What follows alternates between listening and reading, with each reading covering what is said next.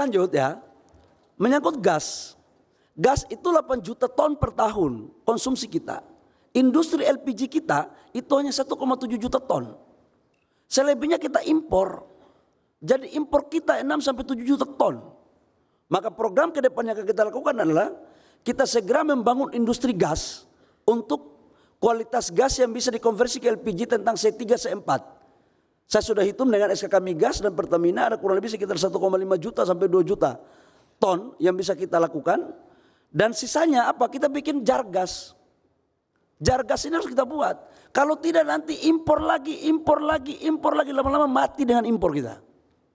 Nah, saya kebetulan menganut mazhab kedaulatan harus kita lakukan berdiri di kaki sendiri untuk mengelola sumber daya alam kita. Itu mazhab saya. Jadi jar gas di Jawa Timur itu baru 6%. Di Jawa Barat itu baru 4%. Di Jawa Tengah baru 2%. Kenapa? Karena pipanya nggak dibangun. Saya udah minta kepada Menteri Keuangan kemarin. Ini pipa-pipa ini kita harus bangun sebagai jalan tol. Ini jalan tol supaya apa? Biaya yang kita berikan kepada rakyat untuk membeli gas itu terjangkau. Bapak Ibu semua per tahun subsidi gas dari LPG itu sekitar 60 sampai 80 triliun. Itu subsidi kita. Karena sejak 2006, 2007 harga gas itu nggak pernah dinaikkan. Harga gas Aramco sekarang per kilo itu kurang lebih sekitar 18.000 rupiah. Tapi kita rakyat beli itu tidak lebih dari 6.000, 5.700 atau 6.000 lah maksimal. Kalau nambah-nambah dikit ya itu ada gerakan tambahan lah kira-kira. Nah itu kira-kira Bapak Ibu semua. Nah itu pertama. Yang kedua apa yang harus dilakukan? Hilirisasi. Hilirisasi harus kita lakukan.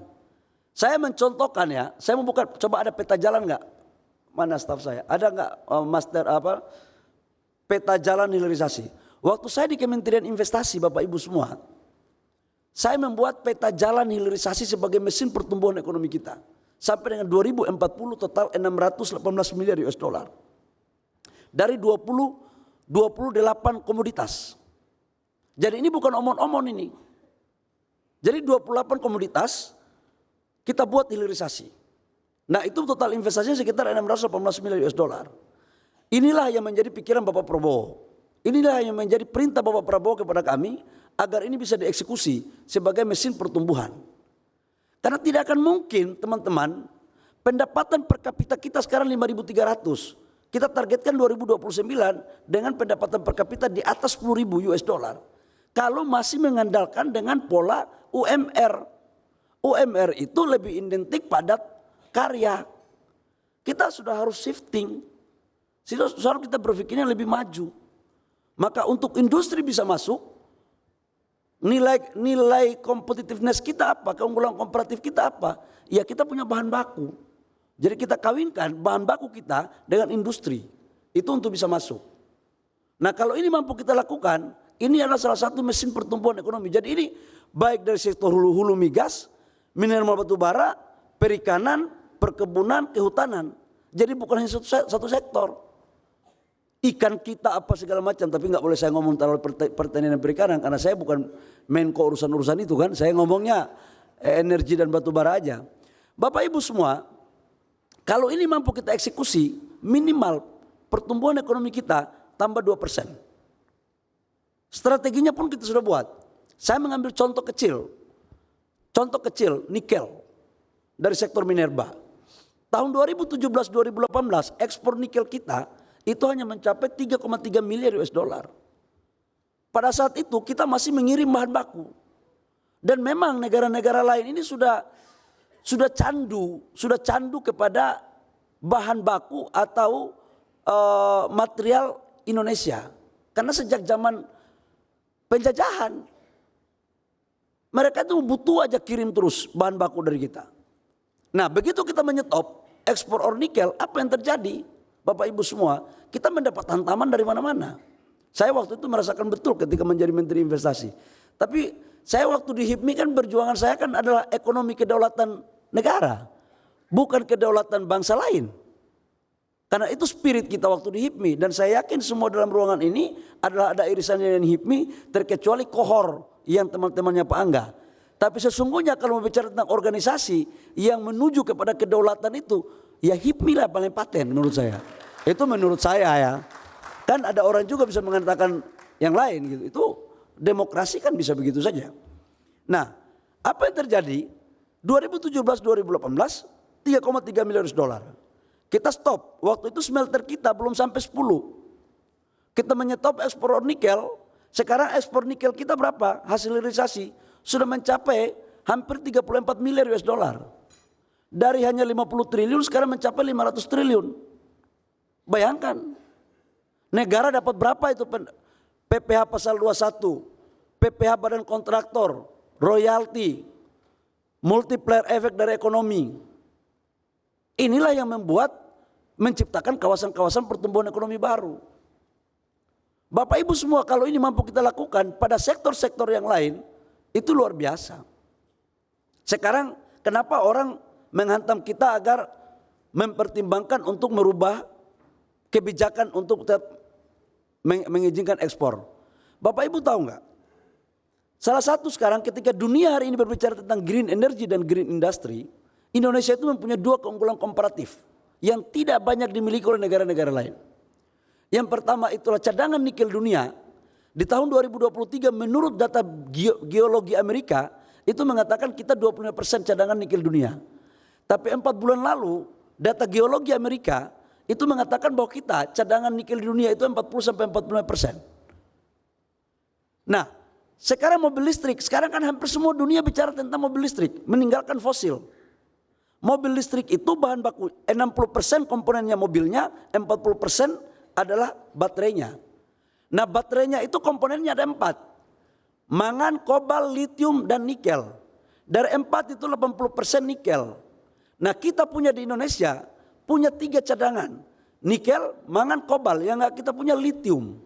Jadi Bapak Ibu semua, dunia ini orang akan memakai mobil listrik pasti tergantung pada bahan baku nikel, kobalt, mangan Republik Indonesia.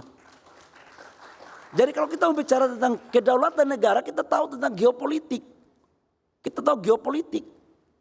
Itu. Nah, sekarang investasi udah masuk.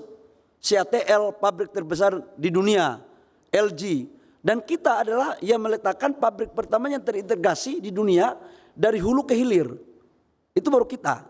Yang dari tambang, smelter, HPAL, prekursor, katoda, baterai sel, sampai dengan recycle-nya. Jadi ini yang akan kita lakukan ke depan. Bapak Ibu semua, yang kedua, saya mau kasih contoh, tembaga. Berapa puluh tahun Freeport masuk di Republik ini.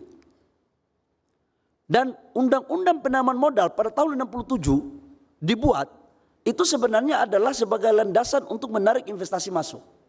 Di mana ada 3 persyaratan kenapa itu dilakukan. Yang pertama itu adalah pasar, teknologi, dan kapital. Dan salah satu syaratnya memang harus lakukan industrialisasi. Dulu namanya industrialisasi bukan hilirisasi. Sekarang aja baru nama agak keren. Tapi dari presiden pertama sampai presiden terakhir Pak Jokowi yang bisa meminta setengah maksa Freeport membangun smelter yang berskala besar dan sampai produknya bisa memisahkan emas, itu di zamannya Pak Jokowi. Ini fakta loh. Biar musuh potong kucing. Ini sejarah, ini benar sejarah ini. Dulu waktu saya masih di Papua, selalu kita demo. Freeport ini jangan-jangan dia mengeluarkan konsentrat tidak hanya tembaga, yang lain-lain. Kenapa? Karena kita nggak punya smelter. Smelter kita waktu itu yang ada di Gresik, yang dilakukan kerja sama Freeport dengan Jepang, itu belum bisa, turunannya itu hanya bisa memisahkan tembaga, tapi anodanya, emasnya itu belum bisa. Nah sekarang Bapak Ibu semua, tahun 2021 kita meminta, waktu itu saya masih di investasi, saya meminta dengan Menteri SDM agar tidak ada alasan untuk Freeport tidak membangun smelter. Totalnya 3 miliar US dollar investasinya, dan sekarang sudah diresmikan, dan itulah pabrik terbesar di dunia single line untuk tembaga. Jadi ini leadership, bukan omon-omon ini bukan omon-omon. Coba kasih keluar slide pohon industri tembaga. Jadi Bapak Ibu semua, sekarang semua konsentrat kita baik di Aman maupun di Freeport sudah harus diolah. Nah itu. Jadi kita ini peta jalannya sudah ada. Tinggal mau atau tidak. Dulu itu belum ada untuk mengeluarkan emas tembaganya yang 99% murni itu. Masih dikirim lagi ke luar negeri. Dikirim ke Filipina, dikirim ke Thailand, kemana-mana lah. Makanya kita nggak pernah mendeteksi berapa emas kita. Nah sekarang Bapak Ibu semua, dari 3 juta konsentrat tembaga yang dibawa dari Freeport ke Gresik, itu menghasilkan 60 ton emas kurang lebih, 900.000 anoda tembaga dan turunan lain-lainnya. Di Newmont, ya sekarang Aman, itu konsentratnya 900.000 menghasilkan 220.000 tembaga dan 18 ton emas. Jadi dari 2 industri ini saja kita sudah mempunyai 78 ton emas per tahun. Kalau tidak ada hilirisasi bagaimana kita bisa tahu barang ini? Inilah yang selama ini bangsa kita sudah menjadi candu bagi negara lain untuk mengambil bahan baku kita. Nah ke depan insya Allah cara-cara lama ini gak akan kita pakai lagi. Kita pingin ente punya teknologi, ente punya kapital, ente punya pasar, kami punya bahan baku. Jadi kalau mau kita kolaborasi, bawa teknologi di sini, bangun industri di sini, regulasinya kita buat yang baik. Supaya apa? Ada penciptaan kawasan pertumbuhan ekonomi baru. Repnas pintar-pintar baca angin. Ini maksudnya. Lihat. Mainnya di sini, bukan lagi main APBN, APBD. Bukan zamannya lagi, bos. Bukan zamannya lagi. Ya dulu kalau memulai pertama nggak apa-apa, nggak salah juga, yang penting sesuai aturan. Tapi sekarang aturannya terlalu banyak macam. Nggak sebaik dulu. Saya kasih tahu kalian ya, saya ini kan pernah melakukan semuanya. Itu loh. Udah, main barang ini.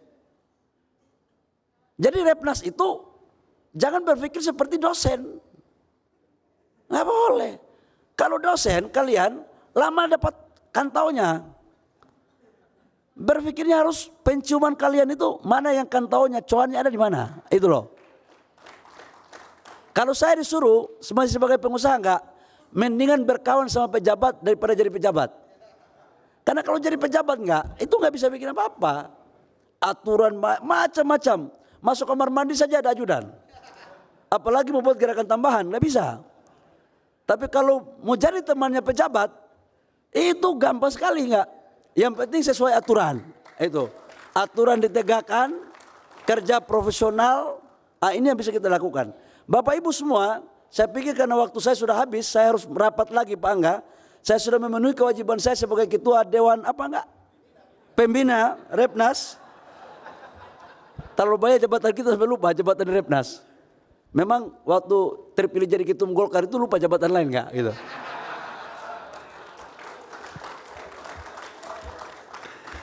Saya pikir ini sebagai kewajiban moral kita. Jadi teman-teman, kita mempunyai CCS. Ini storage carbon storage ya. Itu banyak juga. Di SKK Migas dengan Kementerian SDM itu ada membangun investasi. Nah teman-teman daerah di mana tempat itu ayo dekati. Pasti itu ada opportunity bersama itu. Jadi pandai melihat peluang. Satu aja perintah Pak Prabowo adalah kita harus membesarkan pengusaha-pengusaha yang ada di daerah maupun di pusat. Tidak boleh monopoli ekonomi. Itu perintah Pak Prabowo. Nah cuman selama ini kan masih ada terkesan begitu. Kita tunggu tangga mainnya. Insya Allah kalau menteri-menterinya bagus-bagus, yang punya hati untuk republik dan untuk rakyat, saya yakin ke depan Indonesia akan jauh lebih baik. Ya, itu. Tapi feeling saya sih, insya Allah teman-temannya Pak Angga banyak. Ya, baik. Demikian yang saya perlu sampaikan pada hari ini. Kurang lebihnya mohon maaf. Terima kasih Pak Angga. Repnas maju terus. Pejuang pengusaha pejuang, yakin usaha sampai.